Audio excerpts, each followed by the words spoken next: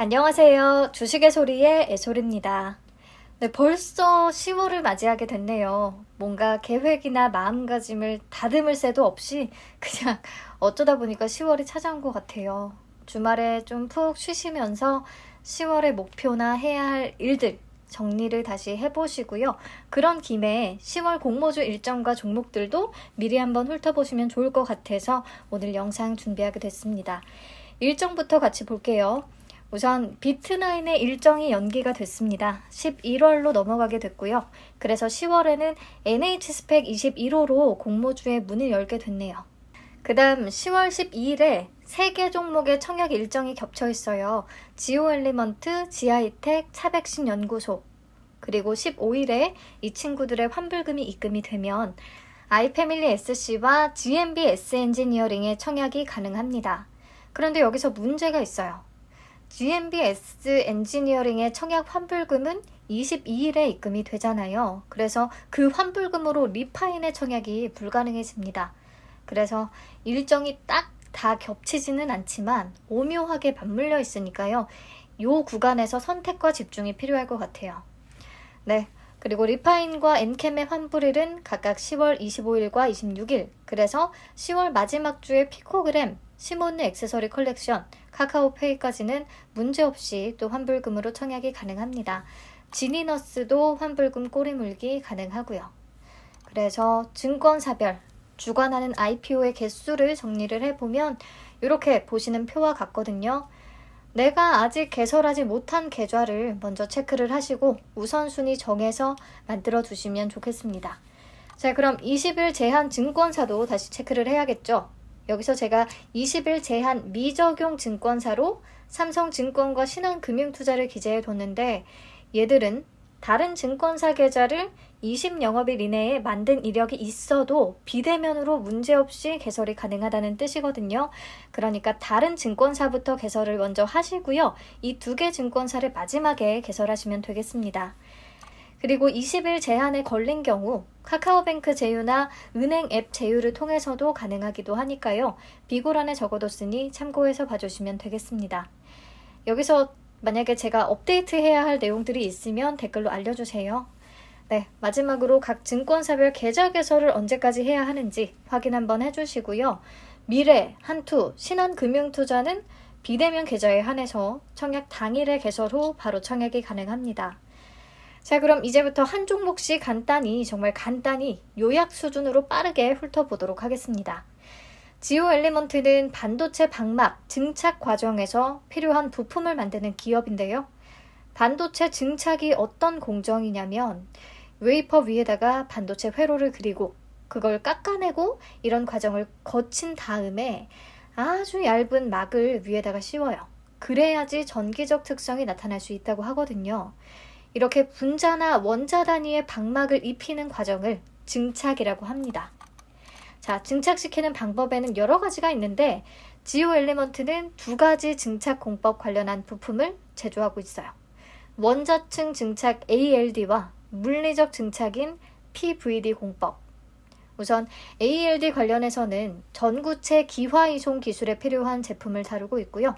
캐니스터와 초음파 레벨 센서, 용어가 너무 어려운데 캐니스터는 증착 과정에 필요한 전구체를 안전하게 보관하는 역할을 한다고 하고요. 초음파 레벨 센서는 오작동 사례를 낮추는 데 큰 역할을 해준다고 합니다. 회사의 주력 제품이 바로 이 2개 제품이고요. 국내 시장 점유율 95%를 차지할 정도로 이 분야에서는 굉장히 영향력이 있는 기업이에요. 그리고 PVD 공정에 쓰이는 스퍼터링 타겟이라는 것도 만드는데 그동안에 일본과 미국 수입에 거의 전량 의존했다고 해요. 그러던 것을 국내 최초로 국산화했다는 데 의미가 굉장히 있습니다.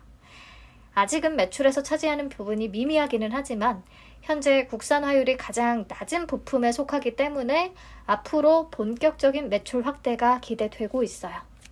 네, 그리고 2개 기관으로부터 기술성 평가 A와 A 등급을 받았다고 하니까 꽤 쓸모있는 기술력을 갖추고 있는 것 같습니다. 한 가지, 그냥 설명서를 빠르게 훑어보다가 느낀 건 너무 가족 기업이라는 건데요. 최대 주주의 배우자, 최대 주주의 자녀, 최대 주주의 형제, 아주 단란해요. 근데 이런 경우에 가족들이 회사의 지분을 다 가지고 있으니까 상장 후에 주식 유통량이 너무 적을 수가 있거든요. 이게 공모주로서는 장점이 될 수도 있는데 상장 후에 투자 매력은 떨어지는 것 같아요.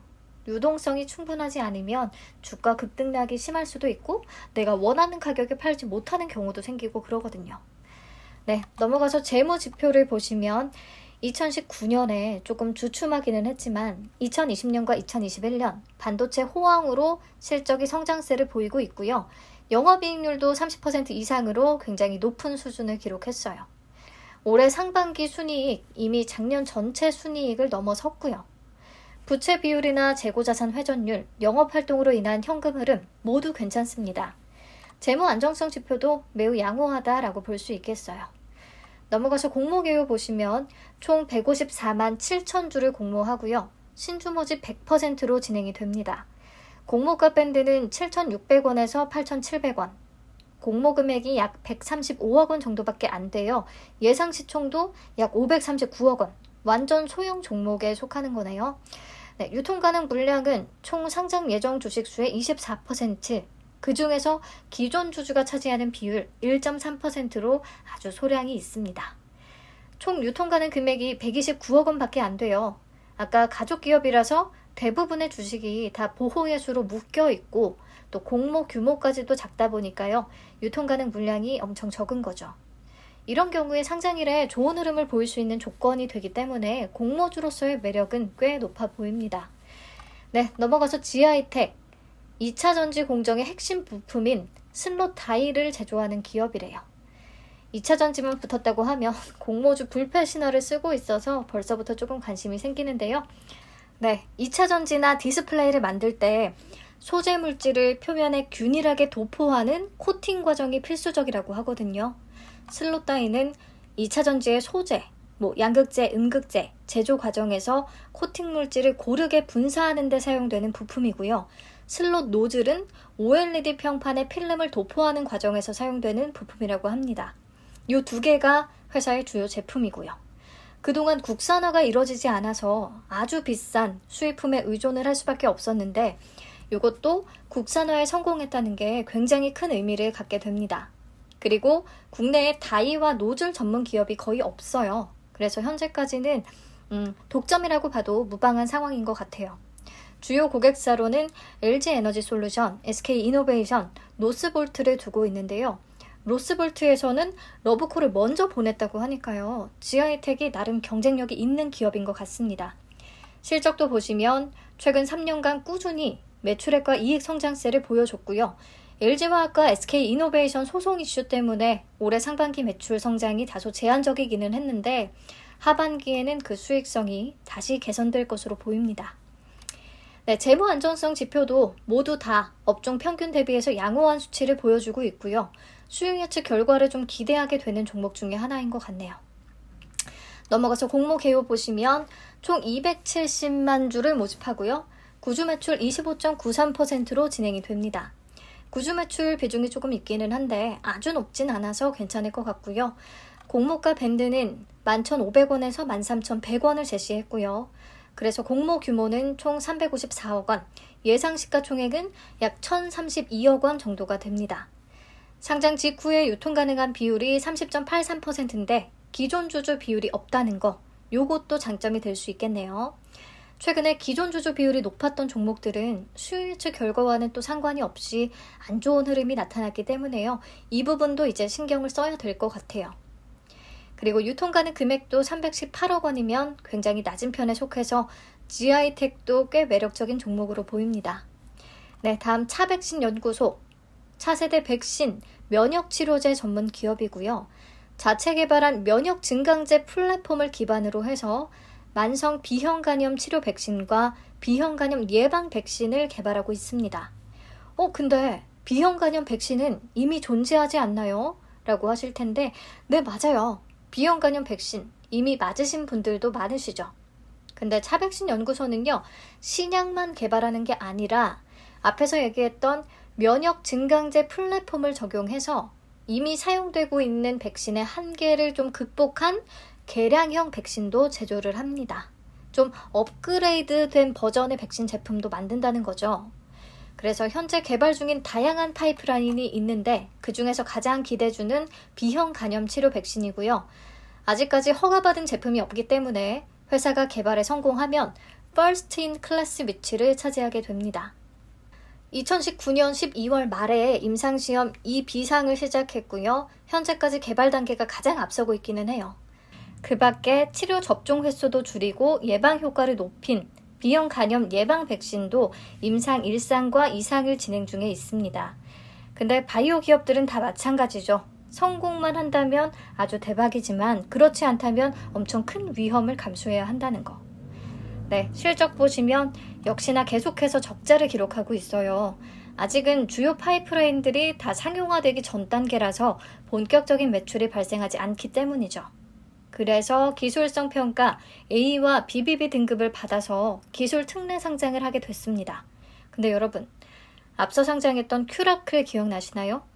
AA와 A 등급을 받았던 거 기억나시죠? 그에 비하면 엄청 경쟁력 있고 막 뛰어난 기술 플랫폼을 가진 회사는 아닌 것 같아요. 자, 그리고 올해 상반기에 매출액 5억 원이 잡혀 있는데 요건 암치료 백신 개발 기업인 에스톤 사이언스의 면역 증강제 플랫폼을 기술 이전했기 때문에 잡힌 거고요. 앞으로 연간 판매에 따라서 로열티도 따로 지급받게 됩니다. 이렇게 수익은 안 나는데 계속해서 연구 개발에다가 자금을 투입하니까 결손금, 즉 적자가 계속해서 쌓일 수밖에 없고 결국에 자본 총계가 마이너스가 되는 완전 자본 잠식 상태에 빠지게 됐어요. 상장 후에 공모자금이 유입이 되고 발행한 전환사채가 다 보통주로 전환이 되면 자본 잠식은 해결이 가능할 것으로 전망이 되기는 하는데요. 하지만 앞으로도 매출이 본격적으로 잡히지 못한다면 언제든지 다시 자본 잠식 상태에 빠질 수가 있습니다.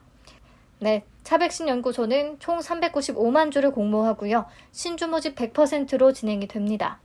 공모가 밴드는 11,000원에서 15,000원을 제시했고요. 공모 규모는 약 592억 원, 예상 시총은 약 3,964억 원, 코스닥 중형급이 되겠네요. 유통 가능 물량은 39.4%고요. 기존 주주의 비율이 25.46%나 됩니다. 유통 가능 금액으로 계산하면 1,560억 원. 그래서 조금 더 앞으로 자세히 살펴봐야겠지만 공모주로서의 매력을 크게 느끼지는 못했어요. 네, 넘어가서 아이패밀리 SC. 최시라 씨 남편 김태욱 씨의 회사로 더 잘 알려져 있는데 색조 화장품 브랜드 롬앤과 웨딩 서비스 브랜드인 아이웨딩을 운영하고 있고요. 이 화장품 브랜드 롬앤을 런칭한 이후에 매출이 급격히 증가하기 시작했다고 해요. 덕분에 IPO까지 진행을 할 수 있었던 것 같은데 사실 이 회사만의 경쟁력을 찾기는 저는 좀 어려웠습니다. 게다가 화장품 자체가 그리 매력적인 산업군도 아니고요. 일본에서 특히 굉장히 인기가 많다고 합니다. 올해 상반기에 일본에서 잡힌 매출만 100억 원이 넘어요. 근데 얼마 전에 상장한 실리콘투의 성과 보셨죠? 실리콘투는 화장품을 직접 제조하고 판매하는 기업은 아니었지만 어쨌든 K-뷰티가 기본이 되는 그런 플랫폼 기업이었잖아요. 화장품주들은 현재 시장에서도 그렇고요. 공모주 시장에서도 그렇고요. 인기가 있는 종목은 아닌 것 같습니다. 네, 실적은 최근 3개년간 굉장히 가파르게 성장을 했는데 올해 반기에는 매출액이 작년 동기 대비해서 1.3% 하락, 영업이익도 50%나 하락한 상황이에요. 네, 재무 안정성은 무난합니다. 무차입 경영이라서 차입금 의존도는 빵이고요. 네, 이번에 총 97만 8천 주를 공모하고요. 구주 매출 16.2%로 진행이 됩니다. 공모가 밴드는 39,000원에서 48,000원 제시했고요. 상장 직후에 유통 가능한 비율이 39.98%, 기존 주주 비율이 17.10% 있어요. 유통 가능 금액은 791억 원이 되겠네요. 유난히 저는 이 종목이 참 안 끌리는 공모주 중에 하나인 것 같아요. 자, 넘어가서 GMBS 엔지니어링, 친환경 반도체 공정 장비를 개발하는 업체고요. 주요 제품으로는 반도체 공정상 발생한 유해가스를 처리하는 스크러버, 진공 펌프 배관의 파우더를 최소화하는 파우더 트랩, 공장 냉각탑의 배견을 줄이는 배견 저감 장치, 이런 것들이 있습니다. 최근에 ESG 경영의 중요성이 계속해서 부각되고 있는 상황이잖아요. 그래서 환경을 중시하는 이 글로벌 트렌드에 굉장히 적합한 회사가 아닌가 싶었어요. 주요 고객사로는 SK하이닉스, 인텔, 중국의 SMIC 등 굵직한 반도체 회사들을 두고 있거든요. 수출 비중이 79%에 달합니다. 특히 이 회사가 주력하는 제품 중에 무폐수 스크러버라는 것이 있는데요. 물 사용과 폐수 발생이 없이 공정상 유해가스를 처리하는 그런 굉장히 친환경 제품이거든요. 현재 SK하이닉스와 인텔에 공급 중이고요. 인텔향 매출은 2022년부터 본격화될 예정이라고 합니다. 앞으로 또 삼성전자와 대만의 비메모리 반도체 제조업체까지 고객사를 좀 확장해 나가겠다는 계획을 갖고 있습니다. 네, 사업 내용은 나쁘지 않은 것 같고요. 실적도 꾸준히 증가세를 보이고 있네요. 특히 2021년 상반기 순이익이 작년 전체 순이익을 뛰어넘은 상황이에요. 재무 안정성 지표들도 업종 평균 대비해서 우수하고요. 네, 넘어가서 공모 내용 간단히 보면 총 142만 5천 주를 공모하고요. 신주 모집 100%로 진행이 됩니다. 공모가 밴드는 14,300원에서 17,400원, 공모 금액 총 약 248억 원 규모가 되겠고요. 예상 시총은 1,247억 원 정도. 조금 아쉬운 부분이 상장 직후에 유통 가능한 물량이 50.54%나 돼요. 그중에 기존 주주의 비율도 29.58%로 높은 편이고요. 금액으로 계산하면 630억 원. 아주 부담스럽지는 않아서 금액으로는 그나마 다행입니다. 네, 다음 리파인. 리파인은 부동산 권리조사 전문 기업이에요. 부동산 매매를 한 번이라도 해보신 분들은 조금 익숙할 수 있는데 그렇지 않다면 매우 낯설게 느껴지는 기업이죠. 금융기관이 부동산 거래와 담보대출, 권리보험 인수 이런 것들을 진행하기 전에 등기, 미등기 권리를 조사해서 하자가 있는지 없는지 그 여부를 밝혀내는 그런 책임을 회사가 갖고 있고요. 그리고 대출이나 보증이 이미 실행된 이후에도 잘 유지가 되고 있는지 확인이 필요한데 이 추가적인 권리 조사도 리파인이 수행을 하게 됩니다. 현재 KB국민은행과 IBK 기업은행, NH농협은행 등 시중은행 15곳하고 3개의 보증회사, 7개의 권리보험회사 등 여러 금융기관들을 고객사로 두고 있어요. 국내 최초로 이런 권리조사 서비스를 도입한 기업이고요.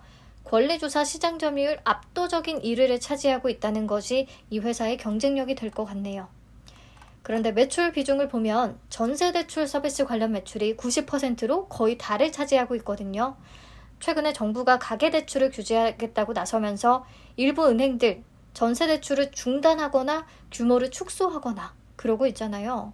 이 부분이 리파인의 실적에 앞으로 조금 부정적인 영향을 미치지 않을까 싶어요. 네, 실적은 최근에 전세 가격이 급등하면서 주요 수입원인 권리조사료가 높아졌고요. 올해 상반기에 굉장히 높은 수익을 보여주기는 했네요. 네, 재무 안정성 지표들은 업종 평균 대비해서 우수한 상황이고요. 무차입 경영으로 차입금도 따로 없고요. 근데 항상 얘기하지만 현재 실적이 앞으로를 보장하지도 않을 뿐더러 공모주의 성과에는 크게 영향을 미치지 않습니다. 네, 리파인은 433만 주를 공모하고요. 신주 모집 100%로 진행이 됩니다. 공모가 밴드는 21,000원에서 24,000원을 제시했고요. 공모 금액이 1,039억 원, 예상 시총이 4,171억 원, 생각보다 공모 규모가 꽤 커요. 상장 직후에 유통 가능한 물량 비율은 46.4% 높은 편에 속하고요. 기존 주주 비율 22.7%나 있습니다. 유통 가능 금액은 1,935억 원이나 돼서요. 굉장히 무거운 종목 중에 하나가 되겠네요. 네, 마지막 엔캠 보겠습니다. 얘도 2차전지 관련 기업입니다. 2차전지 전해액 생산 전문 기업이고요. 전해액은 2차전지 4대 핵심 소재 중에 하나예요. 양극과 음극 사이에서 리튬이온이 이동할 수 있게끔 하는 매개체 역할을 합니다. 엔캠은 국내 최초로 전기차용 전해액 개발에 성공을 한 기업이고요. 사실 이걸로 얘기가 끝났죠.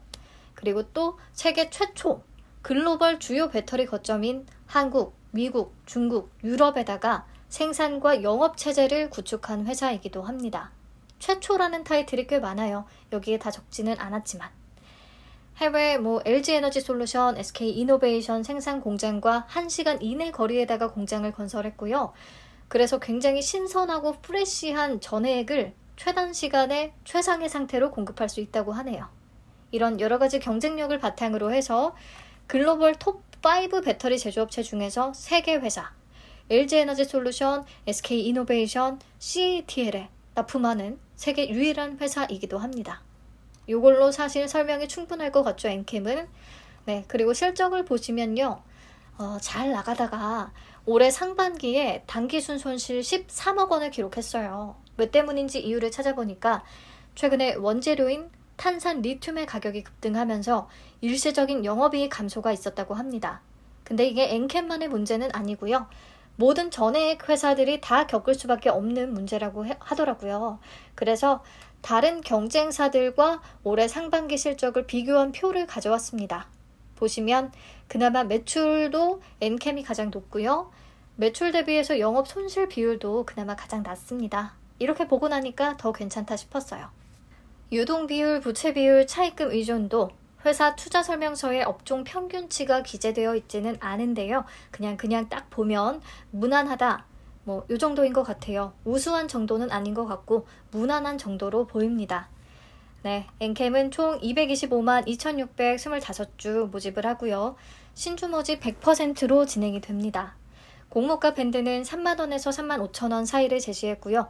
공모 규모는 약 792억 원, 예상 시총은 약 5,291억 원 정도가 됩니다. 물량이나 일정은 직접 보고 한번 체크해 주시고요. 유통 가능 물량은 38.10%, 기존 주주 비율은 26.16%. 이게 조금 걸리네요, 엔캠은. 유통 가능 금액은 966억 원으로 낮지도 높지도 않은 그냥 그런 수준이고요. 얘는 수요 예측 결과가 매우 중요하게 작용을 할 것 같습니다. 자, 그래서 오늘 본 종목들 제가 10월 마지막 공모주들은 빼고 얘기를 했거든요. 하나의 영상에서 다루기에는 너무 내용이 많았어요. 그래서 지오엘리먼트부터 엔캠까지만 쭉 주요 내용들을 정리해봤고요. 업종 매력도는 지하이텍, 엔캠이 아무래도 2차전지 관련주로 엮이기 때문에 매력도가 가장 높다고 봤고, 그 다음 반도체 관련주인 지오엘리먼트, GMBS 엔지니어링이 조금 좋아 보였어요. 공모가든 사실 고평가 여부를 제대로 평가를 해봐야 아는 거니까 벌써 매력도를 따지기에는 무리가 있고요. 그냥 절대적인 가격 자체만 놓고 보면 지오 엘리먼트가 가장 저렴하게 느껴지기는 합니다. 실적은 대부분 양호하기는 해서 큰 차별화 포인트가 되지는 않는 것 같아요. 구주 매출은 지하이텍과 아이패밀리 SC 두 개 기업만 진행을 하는데 비율이 K카처럼 오버스럽게 높지는 않아서요. 크게 부정적이라고 생각하지는 않아도 될 것 같습니다. 네, 유통 물량은 지오 엘리먼트가 비율상 가장 낮고요. 기존 주주의 비율도 1.3%로 거의 없었어요. 유통 가능 금액대도 무려 100억 원대밖에 안 돼서 약간 품절주 느낌? 상장일에 매수세가 붙으면 쉽게 올라갈 수 있을 것 같거든요. 수요 예측 결과만 좋다면요. 네, 그리고 지하이텍도 유통 가능 비율은 30.83%, 기존 주주 없고요. 유통 가능 금액 318억 원대라서 조금 매력적이기는 합니다. 사실 조금 더 자세히 기업별 상세 내역들도 살펴봐야 하고요. 공모가 고평가 여부도 따져봐야겠지만 지금까지의 정보만 놓고 보면 지오 엘리먼트와 지하이텍이 조금 매력적으로 보입니다. CU테크의 상장일 성과가 좋다면요. 이렇게 유통 가능 금액 낮은 친구들이 시세를 오히려 더 줄 수도 있으니까 주의 깊게 보시는 게 좋겠네요. 네, 오늘은 여기까지 하겠습니다. 기업별 상세 분석은 일정에 맞춰서 또다시 업로드할 예정이고요. 수요 예측 결과도 당연히 따로 영상을 제작할 거고요. 엄청 간단히만 얘기했는데도 IPO 기업들이 많다 보니까 조금 길어졌네요. 얼른 마칠게요. 9월 한 달간 수고 정말 많으셨고요. 가을바람 솔솔 10월 공모주 수익도 한번 시원하게 잘 벌어봤으면 좋겠네요. 그리고 10월부터는 공모주 상장일에 VI가 발동하지 않는 거 아시죠? 가격 급변동을 막는 일종의 장치가 없어지는 셈이니까요. 가격 급등락이 엄청 심할 수 있겠습니다. 네, 원중과 아스플러의 상장일 흐름을 참고해서 봐야겠네요. 제가 오늘 목 상태가 너무 안 좋아요. 듣는데 불편함 없으셨으면 좋겠네요. 진짜 인사드리겠습니다. 안녕.